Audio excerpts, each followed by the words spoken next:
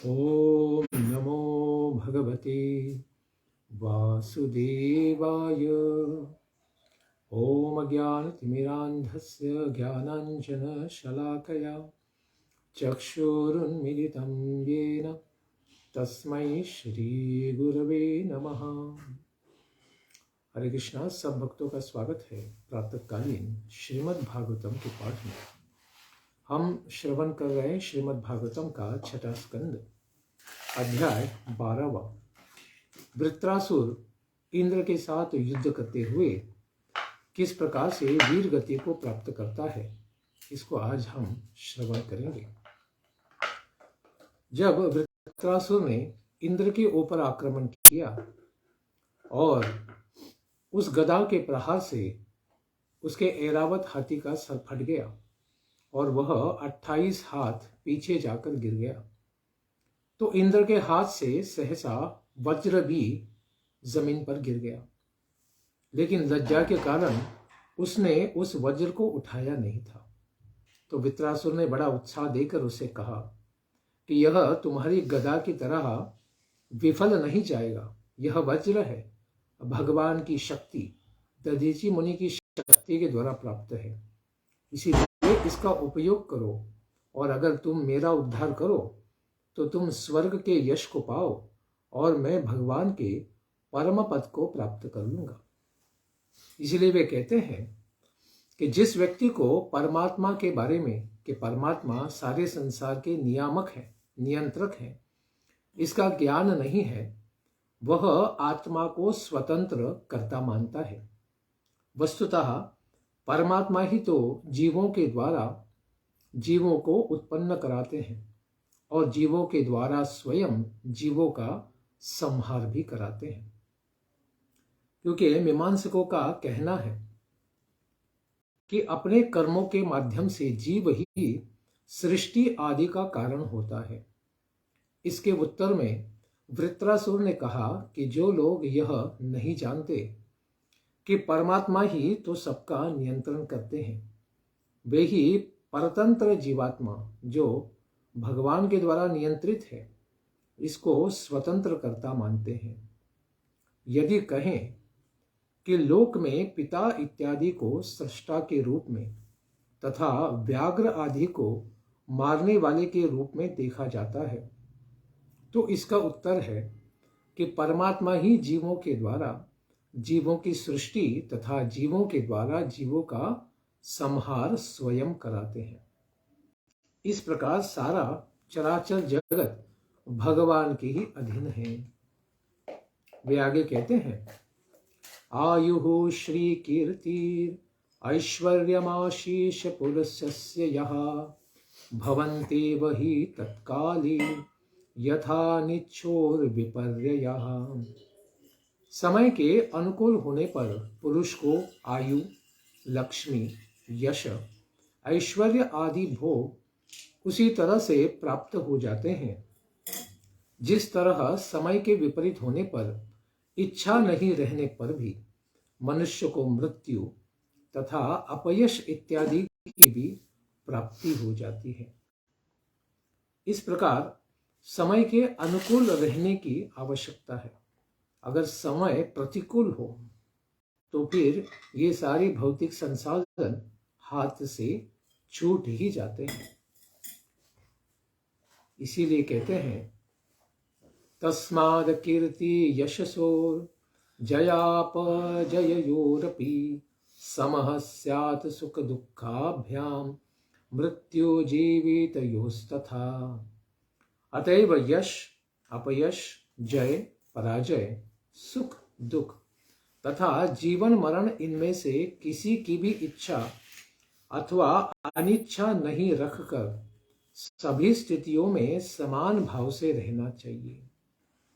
कभी सुख मिलेगा, कभी दुख, कभी जय तो कभी पराजय, ये तो सब चलता ही रहेगा।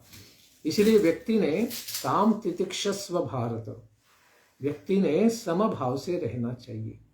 सुखी अथवा दुखी नहीं हो जाना चाहिए, क्योंकि सब कुछ अगर ईश्वराधीन है तो फिर परिस्थितियों के ऊपर हमारा तो बस चलता ही नहीं है। इस प्रकार से हर्ष अथवा विषाद को नहीं प्राप्त होना चाहिए। क्यों? क्योंकि आत्मा तो तीनों गुणों से परे है। इसी को बताते हैं, सत्वं रजस्तम इति प्रकृतिर्नात्मनो गुणः तत्र साक्षिणमात्मानं यो वेद न स बध्यते। सत्व, रजस एवं तमस, ये तीनों प्रकृति के गुण हैं, आत्मा के गुण नहीं है। अतएव जो पुरुष आत्मा को उनका साक्षी जानता है, हर्ष आदि से युक्त नहीं होता है। आत्मा तो केवल क्या करता है? इनके विकारों का दर्शन करता है। इसीलिए वह दर्शक है, न कि इस संसार में करता तो ये गुण ही है। गुणों के द्वारा ही सब कुछ किया जा रहा है। इस प्रकार इन गुणों से व्यक्ति को बाधित नहीं होना चाहिए।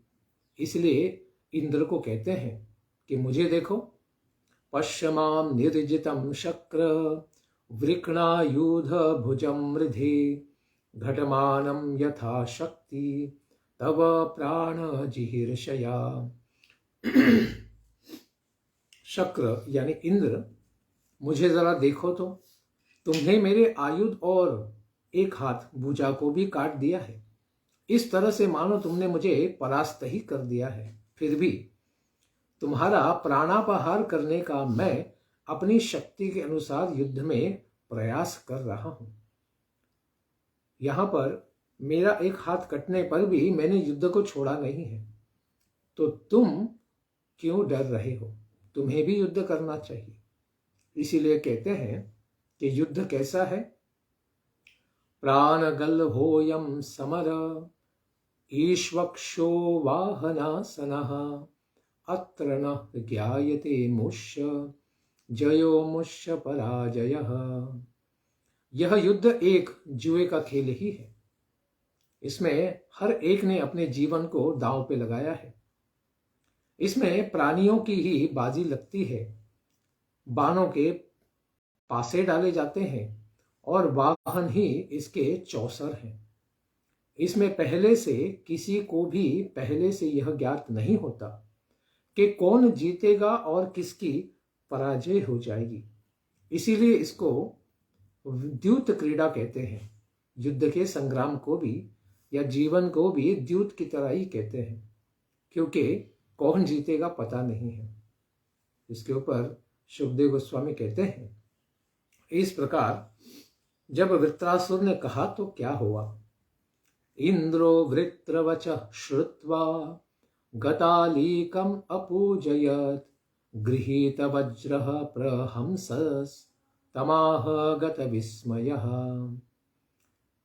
शुकदेव गोस्वामी कहते हैं, परीक्षित, वृत्रासुर के इन सत्य वचनों को सुनकर इंद्र ने वृत्रासुर का और उसके वचनों का भी बड़ा आदर किया और फिर लज्जा को छोड़कर उसने उस वज्र को उठा लिया और जोर से हंसते हुए आश्चर्य रहित होकर वृत्रासुर से इंद्र ने कुछ कहा। इंद्र उवाच अहो दानव सिद्धोसी यस्य ते मतिरीदृशी भक्तः सर्वात्मनात्मानं हृदयं जगदीश्वरम्। अहो दानव, हे दानवराज वृत्रासुर, तुम तो सिद्ध असी, तुम तो सिद्ध पुरुष हो। इसीलिए तुम्हारी इस प्रकार से बुद्धि धैर्य संपन्न बनी हुई है। इस विपदा की स्थिति में भी तुमने अपना युद्ध में धैर्य नहीं खोया है।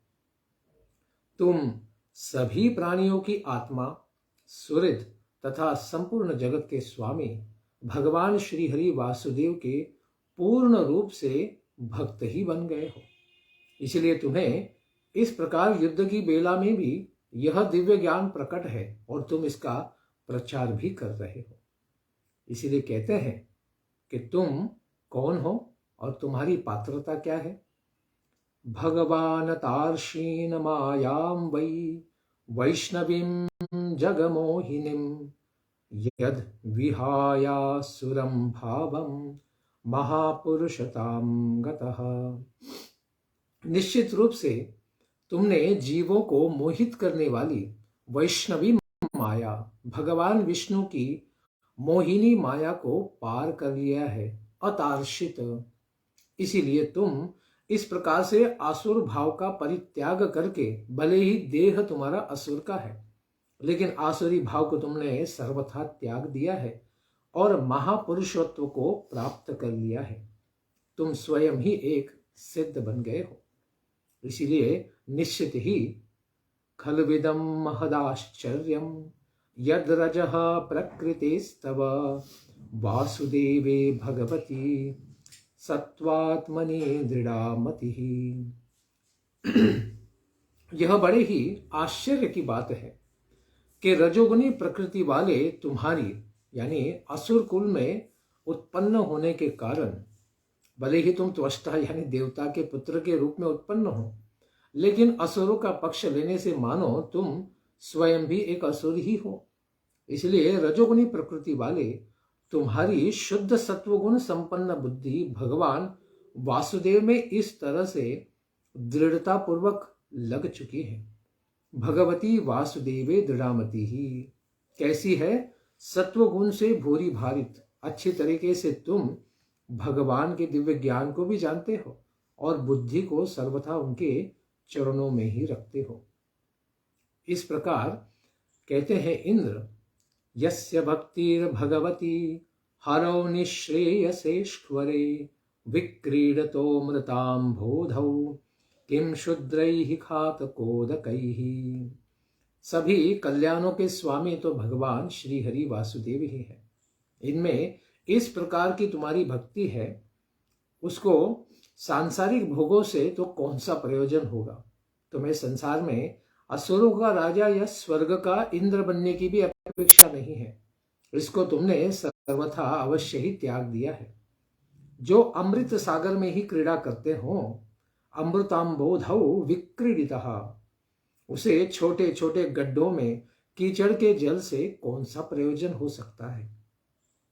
जब तुम्हें भगवान के वैकुंठ धाम की ओढ़ लगी है, भगवान के चरणों को प्राप्त करने की ओढ़ लगी है, तब तुम्हें सांसारिक इंद्रिय भोगों से क्या सरोकार रह गया है।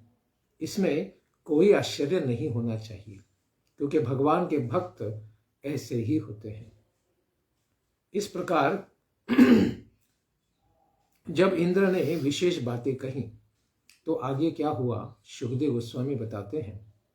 श्री शुक उवाच इति ब्रुवान वन्योन्यम धर्म जिज्ञासया नृप युयुधाते महावीर्या विन्द्रवृत्रौ युधाम्पति। हे नृप राजा परीक्षित, धर्म के तत्व को जानने की इच्छा से परस्पर में बातें करते हुए योद्धाओं में श्रेष्ठ वह इंद्र और वृत्रासुर परस्पर में पुनः युद्ध करने लगे। आविध्य परिधम वृत्र कार्ष्णाय समरिंदमः इंद्राय प्राहिणोद्धोरम वामहस्तेन मारिष।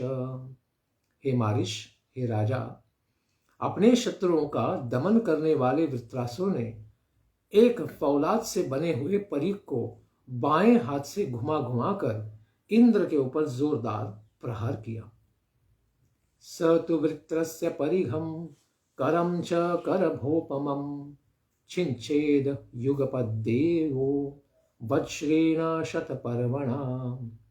किंतु देवराज इंद्र ने वृत्रासुर के उस आक्रामक परिध को तथा हाथी के सुंड के समान भुजा दोनों को अपने 100 गांठ वाले वज्र के साथ एक साथ ही काट दिया। इतना भयानक प्रहार किया कि वृत्रासुर का एक ही हाथ बचा था। उस हाथ को भी और उस परिध को भी उन्होंने एक साथ ही काट दिया। दौर्भ्याम उत्कृत मूलाभ्याम बभो रक्तस्त्रवोऽसुरः छिन्न पक्षो यथा गोत्रः खाद्भ्रष्टो वज्रिणा हतः। जड़ से दोनों भुजाओं के कट जाने के कारण वृत्रासुर के दोनों कंधों से रक्त की धाराएं अत्यंत भयानक रूप से प्रवाहित होने लगी थी। वह ऐसा लगता था जो इंद्र के द्वारा पंखों को काट दिए जाने पर आकाश से गिरा हुआ कोई महान पर्वत शिखर ही हो। क्योंकि इंद्र जब देखते हैं कि सारे पर्वतों को पंख होते थे और जब चाहे वे उड़ जाते थे, इस प्रकार वे स्थावर नहीं थे, इसलिए इंद्र ने बहुत सारे पर्वतों के पंखों को काट दिया था ताकि वह कहीं उड़कर चले न जाए। उसी प्रकार से वृत्रासुर के दोनों हाथों को काट देने से वह उसी प्रकार अभी धरती के ऊपर नर्मदा के पास गिर पड़ा। कृत्वा धराम हनुभुमौ दैत्यो दैव्योत्तराम हनुम नभो गंभीर वक्त्रेण लेलीहोल्बण जिह्वया द्रंष्ट्राभिः कालकल्पाभिर्ग्रसन्नीव जगत्त्रयम् अतिमात्रमहाकाय आक्षिपंस्तरसा गिरिन् गिरिराट्पादचारीव पद्भ्यां निर्जरयन् महिं जग्रास स समासाद्य वज्रिनं सह वाहनम् महाप्राणो महावीर्यो महासर्प इव द्विपं वृत्रग्रस्तं तमालक्ष्य स प्रजापतयः सुरः हा कष्टमिति निर्विन्नाश आश्चुक्रुषुः समहर्षयः। इस प्रकार पैरों से चलने वाले पर्वतराज के समान अत्यंत दीर्घकाय, बहुत ही बड़ा जिसका शरीर था, आकाश को भी आवृत करने वाला वह वृत्रासुर ने अपनी निचली ढोड़ी को पृथ्वी से और ऊपर के ओठ को स्वर्ग से सटा दिया। यानी इस प्रकार इतना बड़ा था कि पृथ्वी में उसने अपने हनुवटी को रख दिया और ऊपर के ओठ को स्वर्ग से सटा दिया। यानी इतना भयानक उसका मुख था। वह आकाश के समान गहरे अपने मुंह, सर्प के समान ही भयंकर जीभ और मृत्यु के समान ही कराल दंष्ट्र, बहुत ही भयानक उनके दांत और दाढ़ों से मानो त्रैलोक्य को निगलता हुआ अपने पैरों की चोट से पृथ्वी को रौंदता हुआ, यानी आगे बढ़ता हुआ और प्रबल वेग से पर्वतों को उलटता हुआ इंद्र के पास किसी न किसी तरीके से आ जाता है और उनके वाहन के साथ यानी ऐरावत हाथी के साथ उनको यानी इंद्र को, वह हाथी और इंद्र को वज्र के साथ निगल जाता है, अपने मुंह में लेकर पेट में ले लेता है, जैसे कोई परम पराक्रमी और अत्यंत बलवान अजगर एनाकोंडा जैसा हाथी को निगल जाए। वृत्रासुर के द्वारा इंद्र को निगले हुए देखकर सभी प्रजापति और देवताओं, महर्षियों के साथ देवगण भी अत्यंत दुखी हो गए। अरे इंद्र तो गया, और हाय हाय करके महा अनर्थ हो गया कह के संसार में चिल्लाने लगे। निगीर्णोप्य सुरेंद्रेण न ममारोदरम गतः महापुरुष सन्नद्धो योगमाया बलेन च। महापुरुष विद्या यानी नारायण कवच से तो संरक्षित था वह इंद्र, क्योंकि इंद्र ने विश्व रूप से जो नारायण कवच को धारण किया था उसे अब भी उसने योग माया बलेन च, इस प्रकार उसने धारण किया हुआ था। इसीलिए उस महापुरुष को यानी वृत्रासुर के द्वारा आक्रमण होने पर भी, निगल जाने पर भी वह इंद्र उनके पेट में जाकर भी मरा नहीं और उनके स्पर्श के साथ वह हाथी भी जीवित रहा। इस प्रकार नारायण कवच का विशेष लाभ इंद्र को हुआ। भित्वा वज्रेन तत्कुक्षिम निष्क्रम्य बलभिद विभुः उच्चकर्ता शिरशस्त्रोर शत्रोर गिरिशृंगमिवौजसा। ऐश्वर्य संपन्न इंद्र अपने वज्र से फिर वृत्रासुर की कोंक को फाड़ देता है, क्योंकि बाहर कैसे आएगा, पेट में चला गया। इसीलिए वृत्रासुर के पेट को फाड़ता हुआ वह बाहर निकल कर आता है और वेग पूर्वक उसके पर्वत के समान सिर को वह काटने लग जाता है। उसे पता है कि यह तो हाथ टूटने के बाद भी मुझे छोड़ नहीं रहा है, तो उन्होंने फिर उसका गला ही काटना शुरू कर दिया।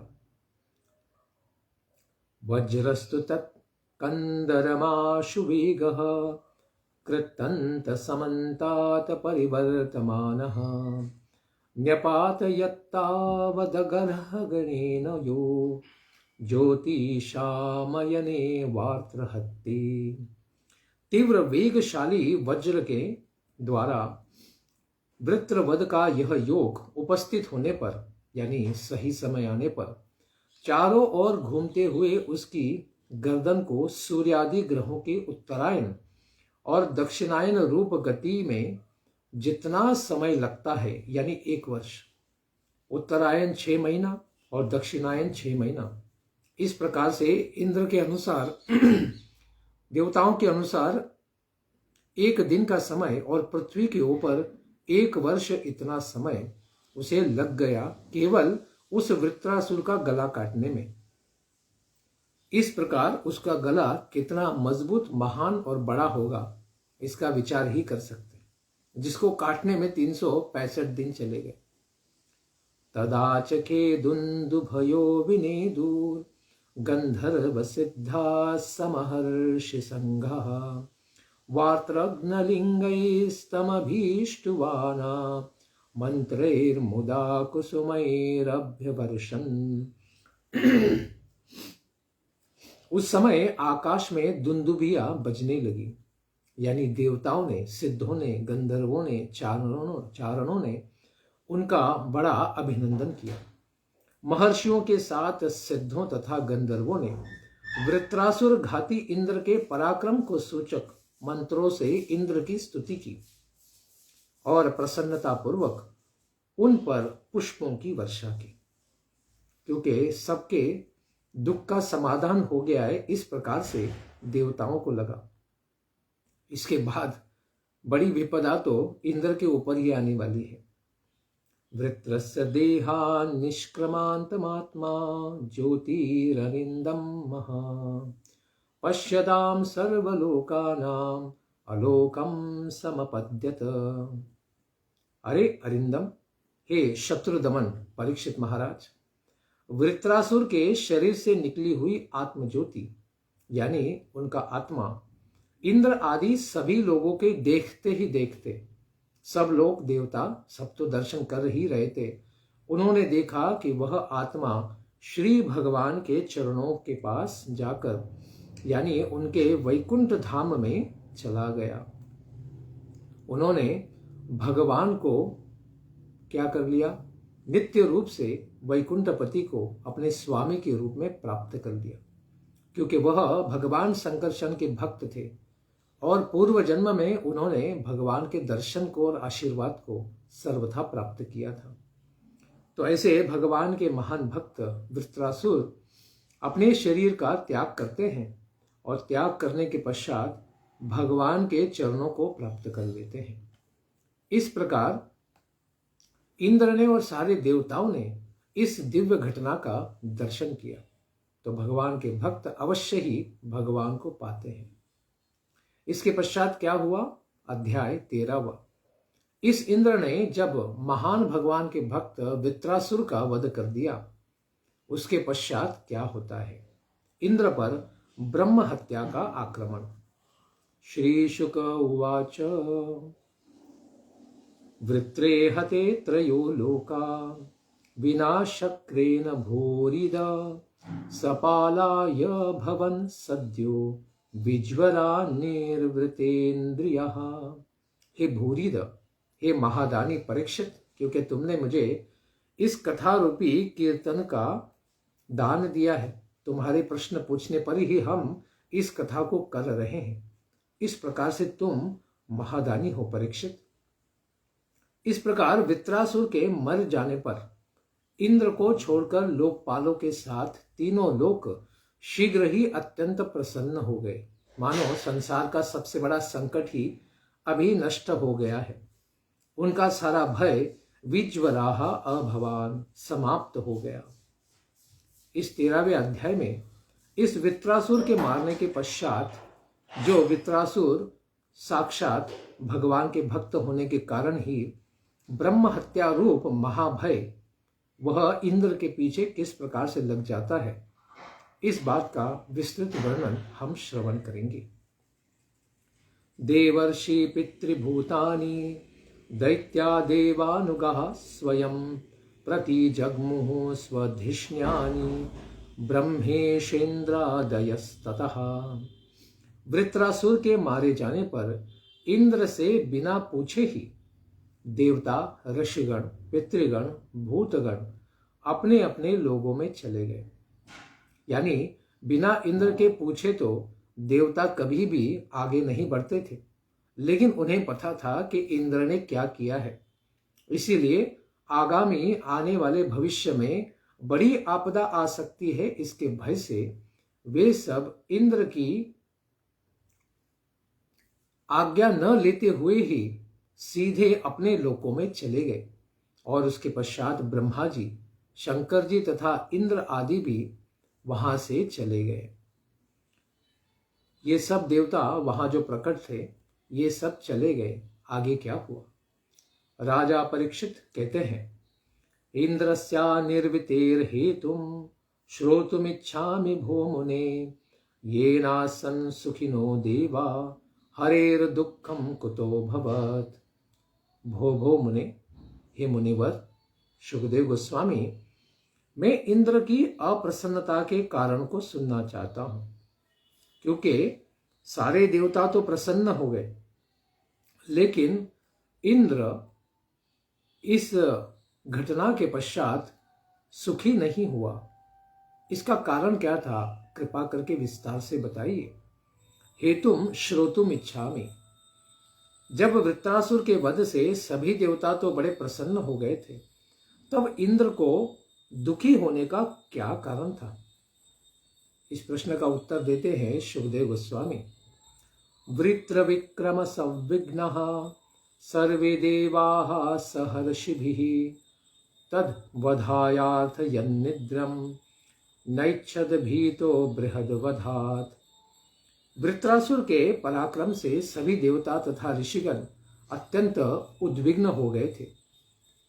उन लोगों ने वृत्रासुर का वध करने के लिए इंद्र से प्रार्थना की, किंतु इंद्र तो ब्रह्म हत्या के भय से उसका वध नहीं करना चाहते थे। उन्हें पता था कि पहले ही बृहस्पति का अपराध किया, उसके पश्चात विश्वरूप का अपराध किया, अभी वृत्रासुर को मारकर कितने कितने अपराध बढ़ते जाएंगे। इस प्रकार इंद्र उत्साहित नहीं था। इंद्र ने क्या कहा था? इंद्र उवाच स्त्री भूजल द्रुमरैरेणो विश्वरूपो वदोद्भवम् विभक्तमनुगृह्णद्भिर् वृत्रहत्यां क्व मार्जहम्।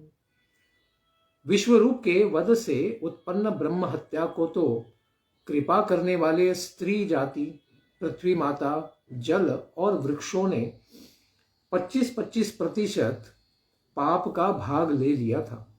इसके कारण मैं उस ब्रह्म हत्या के पाप से तो बच सका था, लेकिन फिर अभी इस वृत्रासुर के वध से उत्पन्न ब्रह्म हत्या का मार्जन मैं किस प्रकार से कर सकूंगा?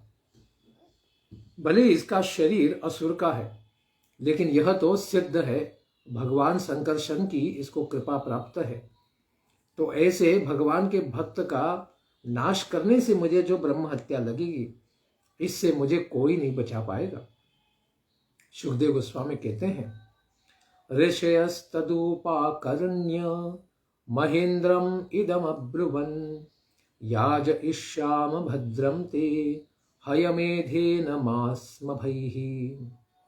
इंद्र की बातों को सुनकर ऋषियों ने इंद्र से फिर आश्वासन देते हुए कहा था, इंद्र आपका कल्याण हो, हम लोग अश्वमेध याग यज्ञ कराकर इस ब्रह्म हत्या से आप लोगों को मुक्त करा देंगे।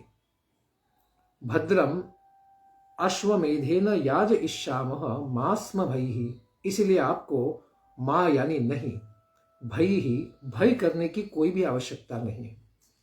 इस प्रकार से ऋषि मुनियों ने उनको आश्वस्त किया कि आप इस कार्य को कर सकते हैं और इसके जो प्रतिफल को, ब्रह्म हत्या को क्षालन करने के लिए हम भगवान को प्रसन्न करेंगे अश्वमेध यज्ञ के द्वारा, और उसके द्वारा हम इस ब्रह्म हत्या के पाप से बच सकते हैं। हयमेधेन पुरुषं परमात्मानं ईश्वरम् ईष्ट्वा नारायणं देवं मोक्षसेपि जगत वधात्। अश्वमेध यज्ञ द्वारा सबों के अंतर्यामी परम पुरुष भगवान नारायण की आराधना करके तुम संसार के भी वध के पाप से मुक्त हो जाओगे। इस प्रकार तुम्हें इस प्रकार से ब्रह्म हत्या का पाप नहीं लगेगा और तुम इस पाप से, मोक्ष से मुक्त हो जाओगे। तो फिर वृत्र के जैसे एक जघन्य पाप, एक असुर को ही मारने की या पाप करने की बात ही क्या है। तुम तो पूरे संसार को मारने पर भी तुम्हारे ऊपर कोई प्रभाव नहीं होगा, तो एक असुर को मारने से क्या हो जाएगा। कहते हैं कि भगवान के नाम संकीर्तन की क्या शक्ति है। ब्रह्महा पितृहा गोघ्न मातृहाचार्यहा भगवान स्वादः पुल्कसको वापि शुद्धेरन्यस्य कीर्तनात्। यस्य कीर्तनात्, यस्य यानी भगवान श्री हरि वासुदेव के कीर्तन के यानी नाम संकीर्तन मात्र से ही ब्राह्मण, पिता, गौमाता, माता, आचार्य आदि की हत्या करने वाले महापापी या फिर कुत्ते का मांस खाने वाले चांडाल तथा कसाई भी तो शुद्ध हो जाते हैं। भगवान का नाम इतना महान है कि उसके उच्चारण मात्र से ही पापी से पापी व्यक्ति, महापातक से भी उसका उद्धार हो जाता है। इसीलिए तुम इंद्र तमश्वमेधेन महामखेन श्रद्धान्वितोऽस्माभिरनुष्ठितेन हत्वापि स ब्रह्मचराचरं त्वं न लिप्यसे किं खलनिग्रहेण। हम लोगों के द्वारा इस प्रकार से अनुष्ठित अश्वमेध नामक महायज्ञ के द्वारा श्री भगवान की श्रद्धा पूर्वक आराधना करके तुम ब्रह्मा पर्यंत संपूर्ण चराचर जगत का भी वध करके पाप से कभी भी लिप्त नहीं होगे। फिर इस दुष्ट असुर को दंड देने के पाप से छूटने की बात ही क्या है। इस प्रकार से महर्षियों ने बहुत ही उत्साह दिया इंद्र को। सुखदेव गोस्वामी कहते हैं, एवं संचोदितो विप्रैर्मरुत्वान हनद्रिपुं ब्रह्म हत्या हते तस्मिन् आससाद वृषा कपिम्। सुखदेव गोस्वामी कहते हैं कि ब्राह्मणों के द्वारा इस प्रकार प्रेरित होने पर इंद्र ने फिर अपने शत्रु वृत्रासुर का वध किया और वृत्रासुर की मृत्यु के पश्चात फिर उस वृत्रासुर को मारने का जो ब्रह्म हत्या का फल था वह एक भयानक उल्टा स्त्री का रूप लेकर इंद्र के पास अंतरिक्ष मार्ग से उड़ते हुए आ जाती है। तयेन्द्रः स्मास हत्तापं निर्वृतिर्नामुमाविशत् रीमन्तं वाच्यतां प्राप्तं सुखयन्त्यपि नो गुणः। उस ब्रह्म हत्या के द्वारा इंद्र को बड़ा ही क्लेश और जलन की आग जलाने लगी और उसको सहते हुए उनको क्षण भर के लिए भी शांति नहीं मिल पा रही थी। वह ब्रह्म हत्या अंदर से उनको दिन रात जलाने लगी। किसी संकोची सज्जन पर कलंक लग जाता है तब उसके धैर्य आदि गुण भी उसे सुखी नहीं बना पाते हैं। यानी संसार में किसी प्रसिद्ध व्यक्ति के ऊपर कोई लांछन लग जाए किसी सज्जन व्यक्ति पर, तो वह कितना भी शांत स्वभाव का हो फिर भी उसको सह नहीं पाता है। और यहाँ तो इंद्र महात्मा, इन्होंने सबके कल्याण के लिए वृत्रासुर का वध किया, लेकिन उसके द्वारा यह भयानक ब्रह्म हत्या का पाप उनके ऊपर जो आया, यह किस प्रकार से उनके पीछे लगा। ताम ददर्शानुधावन्तीम चांडालीमीव रूपिणीम जरया वेपमानांगिम यक्ष्मग्रस्तामसृक् पटाम। देवराज इंद्र ने देखा कि वह ब्रह्म हत्या ताम रूपिणीम चांडालीमीव, वह साक्षात चांडाली के समान एक रूप धारण करके उनके पीछे ही अनुधावंतिम जोर से दौड़ रही थी। बुढ़ापे के कारण उसके सारे अंग कांप रहे थे। वेपमानांगिम, सारे अंग थरथर कांप रहे थे। और उसको यक्ष्मग्रस्ताम, उसको क्षय रोग ने ग्रस्त कर लिया था। उसे ट्यूबरकुलोसिस हो गया था। असृक पटाम ददर्श, और उसके सारे वस्त्र जो थे वह खून से लथपथ थे। उसका पूरा शरीर खून से सड़ा हुआ था। ऐसी अत्यंत भयानक दुर्गंध के साथ और भयानक उल्टा स्त्री के समान वृद्ध स्त्री उसके पीछे भाग रही थी। और उसका रूप कैसा था। विकीर्य पलितान केशांस तिष्ठ तिष्ठेति भाषिणीम मीनगंध्य सुगंधेन कुर्वतीम मार्गदूषणम। वह अपने पके केश, क्योंकि वृद्ध थी तो सारे बाल पके हुए थे, ऐसे केशों को बिखेरे हुए थी और जोर जोर से चिल्ला रही थी, तिष्ठ तिष्ठ इति, ठहर जा इंद्र। इस प्रकार से चिल्लाती हुई उसके पीछे भाग रही थी। उसके सड़े हुए शरीर का दुर्गंध कैसा था। कहते हैं मीन गंधी, मछलियों के सड़े हुए फास्फोरस के जैसा उसका दुर्गंध आ रहा था, जो अत्यंत असहनीय होता है। मार्ग दूषणम, सारे मार्ग में वायु को दूषित करती हुई, और वह इस प्रकार से कुर्वतीम ददर्श, इंद्र के पीछे जोरदार भाग रही थी। नभो गतो दिश सर्वा सहस्त्राक्षो विशांपते प्रागुदिचिम दिशम तूर्णम प्रविष्टो नृपमानसम। हे राजन परीक्षित, इंद्र उसके भय से आकाश में सभी दिशाओं में भागने लगा। कभी ऊपर कभी नीचे, दाएं बाएं आगे पीछे, सर्वत्र जाकर किसी प्रकार से स्वयं का रक्षण करने का प्रयास कर रहा था।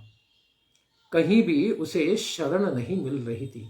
कोई भी देवता उसे दर्शन देने के लिए तैयार नहीं थे। इस प्रकार पूर्व तथा उत्तर दिशा में विद्यमान ऐसे मानसरोवर में शीघ्रता से वह प्रवेश करता है। दिशम तूर्णम मानसम प्रविष्ट। हिमालय के दक्षिणी क्षेत्र में जो मानसरोवर है, जिसके अंदर माता लक्ष्मी का निवास है, ऐसे मानसरोवर के जल के अंदर उसने सहसा प्रवेश कर लिया। स आवसत पुष्करनाल तंतु न लब्ध भोगो यदि हाग्निदूतः वर्षाणि साहस्रमलक्षितोऽन्तः सचिंतयन् ब्रह्म वदाद विमोक्षम। इन्वर्टर में लगा देना ये।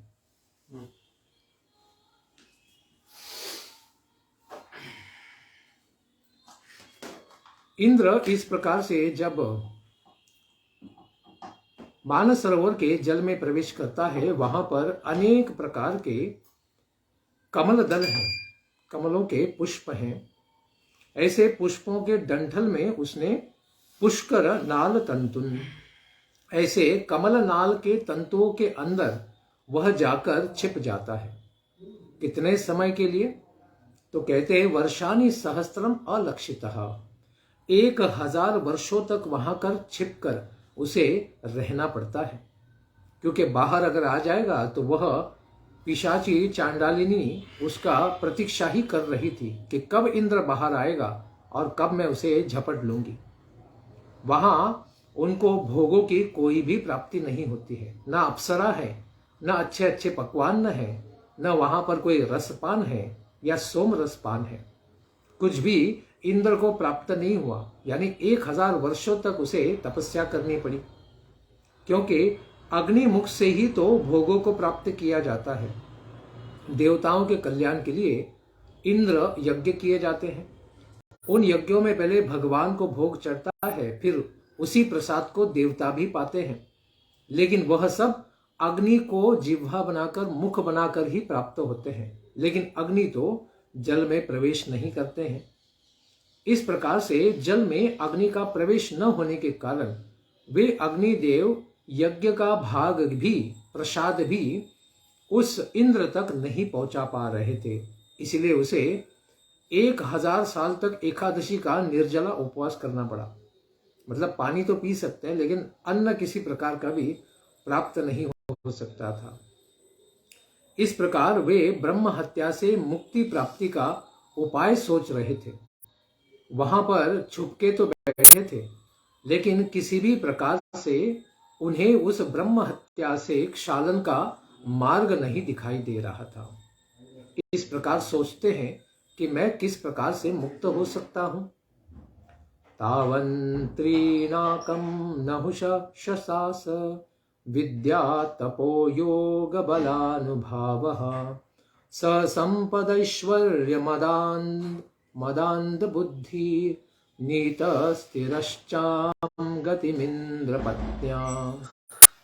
जब तक इंद्र कमल नाल के तंतु में छिपे रहे, तब तक अपनी विद्या, तप और योग बल के प्रभाव से नहुष को त्रैलोक्य का प्रशासन देना पड़ा।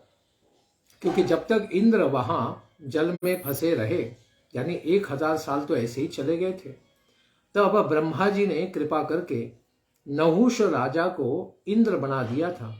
क्योंकि वहां का प्रशासन ठीक से चलने के लिए कोई तो राजा होना चाहिए, इसलिए नहुष को मनुष्य होने पर भी इंद्र बना दिया गया था। किंतु जब वे संपत्ति एवं ऐश्वर्य के मद से अंधे हो जाते हैं, क्योंकि मनुष्य होने पर और इस प्रकार से इतना बड़ा भोग की अपेक्षा उनके पास थी नहीं, ऐसा अधिकार प्राप्त हो जाने के कारण इंद्र की पत्नी शची के साथ उन्होंने अनाचार करना चाहा। इस प्रकार उन्होंने कहा कि शची, अगर तुम इंद्र की पत्नी हो तो अभी इंद्र मैं ही हूं, तो तुम्हें मेरे साथ ही बैठना चाहिए। इस प्रकार से नहुष ने कहा। तब फिर शची देवी ने कहा कि तुम क्या करो, मैं तो तैयार हूं बैठने के लिए। तुम सारे सप्तर्षियों को कहकर मेरे लिए पालकी मंगाओ। और फिर पालकी मंगवाई गई, शची के लिए भेजी गई, और उस पालकी में शची बैठ गई और सप्तर्षिगण, ब्रह्मर्षि, महर्षि यह उस पालकी को ढो रहे थे। और ढोते ढोते वहां पर एक मुनि थे जो कद में छोटे थे, और छोटे होने के कारण वो पालकी इधर उधर हिलने लग गई। तो शची माता नहीं बैठ गई, इंद्र बैठ गए। तो इंद्र ने उस पालकी के ऊपर बैठने के पश्चात शची के लिए आगे जा रहे थे। तब फिर वो पालकी ठीक से चल नहीं रही थी। तो इंद्र ने कहा, सर्प सर्प, यानी जल्दी जल्दी चलो। इस प्रकार जब नहुष ने कहा, तब वहां जो ऋषि मुनि थे उन्होंने कहा, अगर तुम्हें सर्प इतना प्रिय है तो फिर तुम क्या करो, स्वयं ही सर्प बन जाओ। इस प्रकार महर्षि अगस्त्य ऋषि ने उनको सर्प बनने का शाप दे दिया।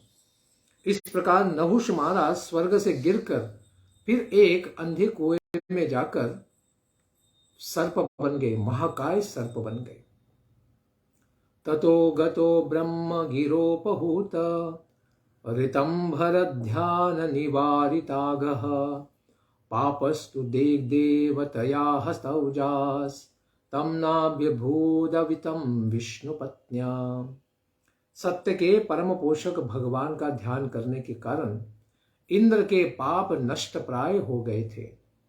तो इसका विस्तृत वर्णन ब्रह्म वैवर्त पुराण में है कि फिर उस कमल नाल के डंठल में बैठे हुए इंद्रदेव ने हजारों वर्षों तक, 10,000 वर्षों तक माता श्रीमती राधा रानी का व्रत किया, उनके कवच को धारण किया, उनके नामों का उच्चारण किया। फिर इस प्रकार के पाप से उनका जो प्रतिफल था वो धीरे धीरे नष्ट हुआ। तब ब्राह्मणों के बुलाने पर इंद्र स्वयं उस डंठल से बाहर आके अंतरिक्ष के द्वारा स्वर्ग लोक में चले गए। ईशान कोण के अधिपति रुद्र ने पाप को निस्तेज बना दिया था, क्योंकि वहां पर रुद्रदेव ही विराजमान होते हैं। इस प्रकार कमल वनवासिनी लक्ष्मी आदि लक्ष्मी माता राधा रानी देवी के द्वारा रक्षित होने से पाप उन पर आक्रमण नहीं कर सका था। तो संसार का कितना बड़ा पापी हो, अगर वह श्रीमती राधा रानी का आश्रय लेता है तो वह सारे पापों से मुक्त हो सकता है। इसका अर्थ ये नहीं है कि हम अभी कोई भी पाप करने के लिए आगे चले जाएं और बाद में बस राधा रानी का नाम ले लेंगे तो हो जाएगा, क्योंकि यहाँ पर पता चलता है 10,000 वर्षों तक उसे पूरा उपवास करने के पश्चात नाम संकीर्तन के द्वारा वह मुक्त हो पाया था, और वह ब्रह्म हत्या रूपी पाप उसे सदा ही जला रहा था। इसीलिए उसने पानी के अंदर, वह भी मानस सरोवर के अत्यंत ठंडे जल के अंदर प्रवेश किया था। तम च ब्रह्मर्षयो भेत्य हय मेधेन भारत यथावद्दीक्षयाम चक्रुः पुरुषाराधनेनः। हे परीक्षित, इंद्र के पास आकर ब्रह्मर्षियों ने फिर अश्वमेध यज्ञ के द्वारा श्री भगवान की आराधना करने के लिए यज्ञ की उनको दीक्षा दी।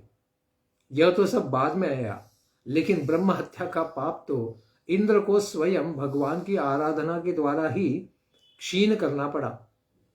तो ब्राह्मणों ने कहा, हमने पहले ही इंद्र को उस प्रकार से आश्वस्त किया था, इसलिए अभी उसको यज्ञ को कर देना आवश्यक है, नहीं तो इंद्र को क्रोध आ जाएगा। इस प्रकार उन्होंने फिर अश्वमेध यज्ञ की रचना की। अथिज्यमाने पुरुषे सर्वदेव मयात्मनि अश्वमेधे महेन्द्रेण वीतते ब्रह्मवादिभिः स वै त्वाष्ट्रवधो भूयान् अपि पापचयो नृप नीतस्तेनैव शून्याय निहार इव भानुना। जब इन ब्रह्मवादी ऋषियों ने इंद्र से अश्वमेध यज्ञ कराया तथा इंद्र ने सर्वदेवमय पुरुषोत्तम भगवान श्री हरि वासुदेव की यज्ञ के द्वारा आराधना की, भक्ति की, तब श्री भगवान की आराधना के प्रभाव से वृत्रासुर के वध की वह पाप राशि उसी तरह भस्म हो गई, जैसे सूर्योदय होते ही कुहरे का नाश हो जाता है। निहारम इव भास्करम, इसी को यहाँ कहते हैं निहार इव भानुना। अभी सर्दी के इस मौसम में बड़ा कोहरा आ जाता है, निहार आ जाता है, वह सूर्य के ताप से ही धीरे धीरे क्षीण होता हुआ नष्ट हो जाता है। उसी प्रकार से भगवान को प्रसन्न करने से सर्व वेदमय, इस प्रकार से भगवान वासुदेव की कृपा से वह ब्रह्म हत्या का पाप नष्ट हो गया। सवाजिमेधेन यथोदितेन वितायमानेन मरीचिमिश्रैः इष्ट्वाधियज्ञं पुरुषं पुराणम् इंद्रो महानास विधूत पापः। मरीचि आदि महर्षियों द्वारा विधि पूर्वक वह अश्वमेध यज्ञ कराया जाए और इसके पश्चात यज्ञाधिपति श्री भगवान की आराधना करके इंद्र विधूत पापः, सारे पापों से धुल गए, निष्पाप हो गए। इदं महाख्यानमशेष पाप्मनां प्रक्षालनं तीर्थपदानुकीर्तनं भक्त्युच्छ्रयं भक्तजनानुवर्णनं महेन्द्र मोक्षं विजयं मरुत्वतः। इदम, यह श्रेष्ठ वृत्रासुर के उद्धार का श्रेष्ठ आख्यान संपूर्ण पापों का विनाश करने वाला है, क्योंकि इंद्र कितने भी अनेक अनेक प्रकार के पापों में फंस जाता है, फिर भी भगवान का भक्त होने पर भगवान उसका पोषण कर ही देते हैं। उन्होंने उसी प्रकार से महान पोषण किया अपने महान भक्त दधीची मुनि का, उनकी वैकुंठ प्राप्ति हो गई, विश्वरूप का भी उद्धार हुआ और वृत्रासुर भी वैकुंठ चले गए। इस उपाख्यान में बहुत सारे हम दिव्य ज्ञानों को यानी शिक्षाओं को प्राप्त कर सकते हैं। ऐसे संपूर्ण आख्यान को श्रवण कीर्तन करने वाला व्यक्ति अपने अनेक अनेक जन्मों के पापों का विनाश कर देता है। तीर्थों को भी तीर्थ बनाने वाले श्री हरि का दिव्य गुणों का इसमें वर्णन है। इसमें इंद्र के विजय का भी वर्णन है तथा उनकी ब्रह्म हत्या से किस प्रकार से मुक्ति हुई इसका भी विस्तृत वर्णन है। इसमें उन्हीं के भगवान के भगवत भक्त वृत्रासुर का चरित्र भी वर्णित है। इस प्रकार से यह सर्वथा सबकी भक्ति बढ़ाने वाला है। पठेयुराख्यानमिदं सदा बुधा शृण्वन्त्यथो पर्वणि पर्वणीन्द्रियं धन्यं यशस्यं निखिलाघमोचनं रिपुञ्जयं स्वस्तयनं तथायुषम्। इदम आख्यानम बुधः। विज्ञ पुरुषों को चाहिए, जो जानकार हैं, शास्त्रों का ज्ञान रखते हैं, कि इस दिव्य आख्यान को सदा ही उन्हें पढ़ते रहना चाहिए, श्रवण करते रहना चाहिए, स्मरण करते रहना चाहिए।